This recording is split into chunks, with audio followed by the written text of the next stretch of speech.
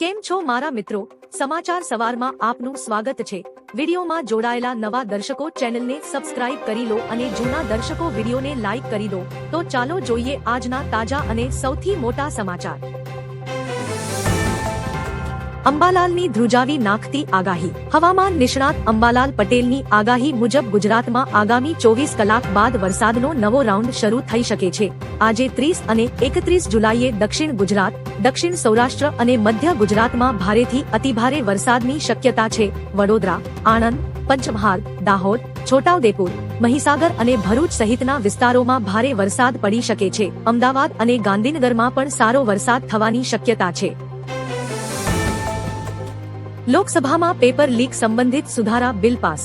લોકસભામાં paper leak સંબંધિત લોક પરીક્ષા અયોગ્ય સાધનોની રોકથામ સુધારા વિધેયક 2026 બુધવારે વિપક્ષના હોબાળા વચ્ચે ધ્વનિ મતથી પસાર થઈ ગયું। નવા કાયદા હેઠળ પેપર લીક અને ગેરરીતિમાં સંડોવાયેલા દોષિતોને 7 વર્ષ સુધીની સજા અને 10 કરોડ સુધીનો દંડ થઈ શકે છે। બીજી તરફ રાજ્યસભામાં વંદે માતરમ સંબંધિત સુધારા બિલ પણ પસાર કરવામાં આવ્યું છે।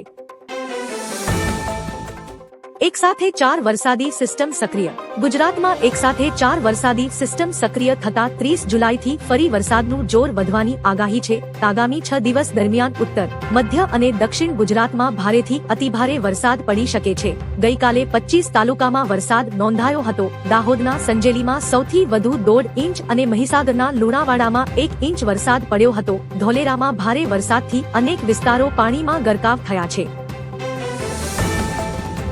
રાજ્ય સરકારનો મહત્વનો નિર્ણય। સીએમ ભૂપેન્દ્ર પટેલની અધ્યક્ષતામાં મળેલી કેબિનેટ બેઠકમાં રાજ્યના રસ્તાઓને લઈને મહત્વનો નિર્ણય લેવાયો છે। પ્રવક્તા મંત્રીએ જણાવ્યું કે તમામ મહાનગરપાલિકા અને નગરપાલિકાઓના આંતરિક ડામર રસ્તાઓને તબક્કાવાર સિમેન્ટ કોન્ક્રીટ સીસી રોડમાં ફેરવવામાં આવશે। વધુ વરસાદ અને પાણી ભરાવાથી ડામર રસ્તાઓને થતા નુકસાનને ધ્યાનમાં રાખીને આ નિર્ણય લેવાયો છે। ઔદ્યોગિક વિસ્તારોમાં પણ જરૂરિયાત મુજબ સીસી રોડ બનાવવામાં આવશે। રાહુલ ગાંધીએ સંસદમાં અંધભક્ત કહેતા બબાલ। લોક પરીક્ષા સુધારા બિલ પર સંસદમાં બોલતા રાહુલ ગાંધીના એક નિવેદનને કારણે ભારે હંગામો મચી ગયો હતો। રાહુલ ગાંધીએ કહ્યું કે અંધભક્તોને ક્યાં મૂકવામાં આવે? અંધભક્તો મૂર્ખને ભગવાન માને છે। તેમના આ નિવેદન સામે સત્તા પક્ષના નેતાઓએ વિરોધ નોંધાવ્યો હતો। કેન્દ્રીય મંત્રી કિરેન રિજિજુએ વળતો પ્રહાર કરતા જણાવ્યું કે રાહુલ ગાંધી વિદ્યાર્થીઓના વિરોધ પ્રદર્શનની આડમાં અસંસદીય ભાષાનો ઉપયોગ કરી રહ્યા છે।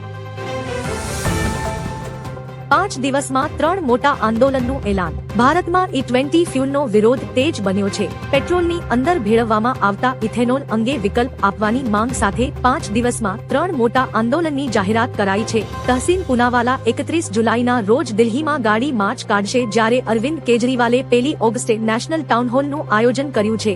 આ ઉપરાંત 4 ઓગસ્ટે સંસદ માર્ચ યોજાશે। 53% લોકો E20ની પદ્ધતિથી નારાજ હોવાનું સર્વેમાં બહાર આવ્યું છે। દેવભૂમિ દ્વારકામાં ખેડૂતો મેદાને। દેવભૂમિ દ્વારકા જિલ્લાના ગ્રામ્ય વિસ્તારોમાં GSPL દ્વારા નાખવામાં આવતી ગેસ પાઇપલાઇન સામે ખેડૂતોમાં રોષ જોવા મળી રહ્યો છે। ખેડૂતોએ કલેક્ટર, ધારાસભ્ય અને સાંસદને રજૂઆત કરી ખેતરોમાં બેનરો લગાવી વિરોધ નોંધાવ્યો છે। ખેડૂતોની માંગ છે કે પાઇપલાઇનનું કામ શરૂ કરતા પહેલા જમીન, પાક અને મિલકતનો સંયુક્ત સર્વે કરી યોગ્ય વળતર નક્કી કરવામાં આવે। કોમનવેલ્થમાં ભારતને 2 સિલ્વર મેડલ મળ્યા। કોમનવેલ્થ ગેમ્સમાં ભારતીય દોડવીર ગુલવીર સિંહે પુરુષોની 10,000 મીટર રેસમાં સિલ્વર મેડલ જીતીને ઇતિહાસ રચ્યો છે। તેઓ આ સ્પર્ધામાં મેડલ જીતનારા પ્રથમ ભારતીય એથ્લીટ બન્યા છે। બીજી તરફ મહિલાઓની 69 કિલો વેઇટલિફ્ટિંગ કેટેગરીમાં હરજિંદર કૌરે પણ દેશ માટે સિલ્વર મેડલ મેળવ્યો છે। ભારતના ખાતામાં અત્યાર સુધી કુલ 12 મેડલ આવ્યા છે, જેમાં 2 ગોલ્ડ, 7 સિલ્વર અને 3 બ્રોન્ઝ સામેલ છે। રિજિજુનો રાહુલ ઓવૈસી પર કટાક્ષ। ઓવૈસી અને રાહુલ ગાંધીના નિવેદનો પર કેન્દ્રીય મંત્રી કિરેન રિજિજુએ આકરા પ્રહારો કર્યા છે। તેમણે જણાવ્યું કે દેશને ગેરમાર્ગે દોરીને બરબાદ કરવાના પ્રયાસો સામે કોઈ સહમત થશે નહીં। વિદ્યાર્થીઓના મુદ્દાઓને ધ્યાને રાખીને જૂના બિલમાં સુધારો કરીને નવું બિલ લાવવામાં આવ્યું છે। ગૃહની બહાર બોલીને રાહુલ ગાંધી માત્ર હેડલાઇન્સ મેળવી શકે છે, પરંતુ તેનાથી દેશને કોઈ જ ફાયદો થવાનો મધ્યપ્રદેશમાં વધુ એક આંદોલન શરૂ. મધ્યપ્રદેશમાં મગના પાકની ટેકાના ભાવે 100% ખરીદીની માંગ સાથે 19 ખેડૂત સંગઠનોએ ભોપાલ કૂચ શરૂ કરી છે. ખેડૂતો ટ્રેક્ટર અને રાશન સાથે રાજધાની તરફ આગળ વધી રહ્યા છે. ગઈકાલે તો બેરિકેડ્સ પણ તોડી નાખ્યા છે. પ્રતિ એકર માત્ર 1 ક્વિન્ટલ ખરીદીની નીતિથી ખેડૂતોને પ્રતિ ક્વિન્ટલ 3000 થી 4000 નું નુકસાન થઈ રહ્યું છે. ખેડૂતો મુખ્યમંત્રીને મળીને આ સમસ્યાનો કાયમી ઉકેલ લાવવા માંગે છે. અસમમાં પૂરના કહેરથી 75ના મોત. અસમમાં પૂરના કારણે ભારે તબાહી મચી છે. મંગળવારે વધુ 7 લોકોના મોત થતા આ હોનારતમાં જીવ ગુમાવનારાઓની સંખ્યા વધીને 75 પર પહોંચી ગઈ છે. રાજ્ય આપત્તિ વ્યવસ્થાપન મુજબ 21 રેવન્યુ સર્કલ હેઠળના 622 ગામોમાં 3.32 લોકો પૂરથી પ્રભાવિત થયા છે. પૂર પીડિતોની મદદ માટે કુલ 81 રાહત શિબિરો ચલાવવામાં આવી રહ્યા છે, જ્યાં રાહત અને બચાવ કામગીરી સતત ચાલુ છે. દેશના 22 થી વધુ રાજ્યોમાં ભારે વરસાદનું એલર્ટ. હવામાન વિભાગ અનુસાર ઊંડા દબાણને કારણે દેશના 22 થી વધુ રાજ્યોમાં ભારે વરસાદનું એલર્ટ જારી કરાયું છે. ગુજરાત અને મહારાષ્ટ્ર સહિત વિવિધ ભાગોમાં તીવ્ર વરસાદી માહોલ રહેશે. 7 મોટા શહેરોમાં 40 થી 60 કિમીની ઝડપે પવન ફૂંકાશે. ગુજરાતમાં 28 જુલાઈથી 3 ઓગસ્ટ સુધી ભારે વરસાદની આગાહી છે, જેમાં 30 જુલાઈથી વરસાદનું જોર વધશે અને 31 જુલાઈએ અત્યંત ભારે વરસાદને પગલે રેડ એલર્ટ જાહેર કરાયું છે. પતંગ હોટેલના માલિકની ધરપકડ. સુરતના કામરેજમાં પ્લોટના નામે 1.5 કરોડની છેતરપિંડી આચરવા બદલ અમદાવાદની જાણીતી પતંગ હોટેલના માલિક ઉમંગ ઠક્કરની ધરપકડ કરવામાં આવી છે.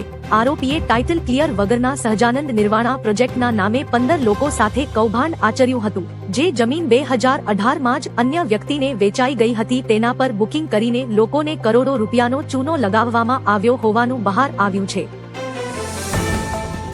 4 સિસ્ટમ સક્રિય થતા ધોધમાર વરસાદની સંભાવના. હવામાન વિભાગે ગુજરાતમાં 3 ઓગસ્ટ સુધી વરસાદી માહોલ યથાવત રહેવાની આગાહી કરી છે. આવતીકાલે 30 જુલાઈથી વરસાદની તીવ્રતા વધવાની શક્યતા છે અને આગામી 5 દિવસ દરમિયાન અનેક વિસ્તારોમાં ગાજવીજ સાથે વરસાદ પડી શકે છે. હવામાન વિભાગના જણાવ્યા મુજબ બંગાળની ખાડીનું deep depression, monsoon trough, upper air cyclonic circulation અને વેસ્ટર્ન ડિસ્ટર્બન્સ સહિત 4 હવામાન સિસ્ટમ સક્રિય છે. અંબાલાલની ડરામણી આગાહી. હવામાન નિષ્ણાત અંબાલાલ પટેલના જણાવ્યા મુજબ ગુજરાતમાં આગામી દિવસોમાં વરસાદી માહોલ યથાવત રહેશે. આગામી 48 કલાકમાં અનેક વિસ્તારોમાં હળવાથી મધ્યમ વરસાદની શક્યતા છે. 30 જુલાઈથી 3 ઓગસ્ટ દરમિયાન રાજ્યમાં ભારેથી અતિભારે વરસાદ પડી શકે છે. કેટલાક વિસ્તારોમાં 8 થી 10 ઇંચ અને ક્યાંક 20 ઇંચ સુધી વરસાદની આગાહી છે. ખાસ કરીને 2 અને 3 ઓગસ્ટે ભારે વરસાદની શક્યતા છે. રાજ્યમાં સિઝનનો 54% વરસાદ પૂર્ણ. ગુજરાતના 141 તાલુકામાં 2 ઇંચ સુધીનો વરસાદ નોંધાતા સિઝનનો કુલ સરેરાશ વરસાદ 54% થયો છે. દાહોદના લીમખેડામાં સૌથી વધુ 2 ઇંચ વરસાદ પડ્યો હતો. અમદાવાદ, ખેડા, પાલનપુર સહિતના વિસ્તારોમાં પણ 1 થી 1.75 ઇંચ વરસાદ નોંધાયો હતો. હવામાન વિભાગે આગામી 1 સપ્તાહ સુધી રાજ્યમાં મધ્યમથી ભારે વરસાદની આગાહી કરી છે. દક્ષિણ અને મધ્ય ગુજરાતમાં વરસાદનો ખતરો રહેશે. સ્કૂલોની દાદાગીરી હવે નહીં ચાલે. ગુજરાત સરકારે પ્રાથમિક શાળાઓ માટે એક અત્યંત મહત્વપૂર્ણ આદેશ જાહેર કર્યો છે. ધોરણ 1માં બાળકને પ્રવેશ આપવા માટે હવે બાલવાટિકા કે પ્રી સ્કૂલનું સર્ટિફિકેટ ફરજિયાત નથી. આરટીઈ એક્ટ અનુસાર સર્ટિફિકેટના અભાવે કોઈ પણ શાળા પ્રવેશ અટકાવી શકશે નહીં. બાળકની ઉંમર અને જન્મનું પ્રમાણપત્ર જ પ્રવેશ માટે મુખ્ય આધાર રહેશે. આ નિયમનો અનાદર કરનાર શાળાઓ સામે કાર્યવાહી કરવામાં આવશે. ગુજરાતને વરસાદથી 10,000 કરોડથી વધુના નુકસાનનો અંદાજ. ગુજરાતમાં ભારે વરસાદ અને પૂરની સ્થિતિને કારણે રાજ્યને 10,000 કરોડથી વધુનું આર્થિક નુકસાન થયું હોવાનો અંદાજ છે. વરસાદ બાદ વિવિધ વિભાગો દ્વારા રોડ, પુલ, વીજ લાઇન, સરકારી મિલકતો અને ખેતીને થયેલા નુકસાનનો સર્વે હાથ ધરાયો છે. અંતિમ રિપોર્ટ તૈયાર થયા બાદ રાજ્ય સરકાર કેન્દ્રને વિશેષ નાણાકીય સહાય માટે મેમોરેન્ડમ મોકલશે. કેન્દ્રની ટીમ અસરગ્રસ્ત વિસ્તારોની મુલાકાત લઈ નુકસાનનું મૂલ્યાંકન કરશે. હવે એનર્જી ડ્રિંક નામ નહીં વપરાય. FSSAI એ રેડબુલ, સ્ટિંગ અને મોન્સ્ટર જેવા ડ્રિંક્સ માટે એનર્જી ડ્રિંક શબ્દ વાપરવા પર રોક લગાવી છે. નિયામકે જણાવ્યું કે તરત તાજગી કે તાકાત મળવાના દાવા ભ્રામક છે. ભારતમાં આવી ડ્રિંક્સ માટે કોઈ ધોરણો નક્કી નથી. FSSAI એ કંપનીઓને 90 દિવસમાં આ નામ અને ભ્રામક દાવાઓ લેબલ પરથી હટાવવાનો કડક આદેશ આપ્યો છે.